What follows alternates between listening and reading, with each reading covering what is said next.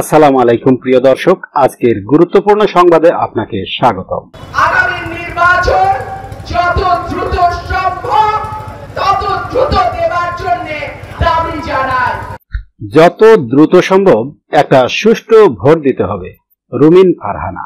ব্রাহ্মণবাড়িয়ার সরাইল উপজেলার শাহবাজপুরে এক মত বিনিময় সভায় বক্তব্য দেন বিএনপির আন্তর্জাতিক বিষয়ক সহ সম্পাদক রুমিন ফারহানা। রুমিন ফারহানা বলেন, অন্তর্বর্তীকালীন সরকার ছাত্র জনতার সরকার, সেই সরকারকে আমরা সহযোগিতা করব, কিন্তু যত দ্রুত সম্ভব একটা সুষ্ঠু ভোট দিতে হবে।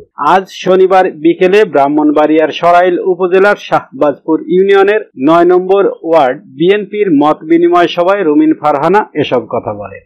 তিনি বলেন, দেশের মালিক আপনারা, মানে জনগণ। আপনারা যাকে ভোট দেবেন তারাই দেশ চালাবে।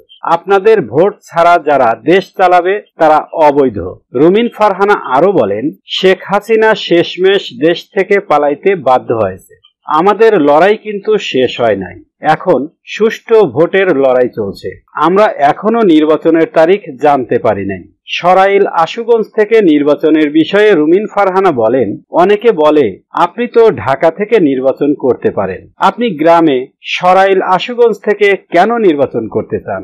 আমি বলি, নারীর টানে এখানে আসি। আমি আপনাদের সন্তান, আমি এখান থেকে নির্বাচন করতে চাই। আল্লাহ যদি আমাকে এই আসন থেকে সংসদ সদস্য করে, তাহলে আমাদের ছেলে মেয়েদের আর ঢাকায় যেতে হবে না, এখানেই তাদের চাকরির ব্যবস্থা করে দেব। এখানকার শিক্ষার উন্নয়ন করব, বাচ্চাদের পড়াশোনার মান, স্কুল কলেজের পড়াশোনার মান উন্নত করব।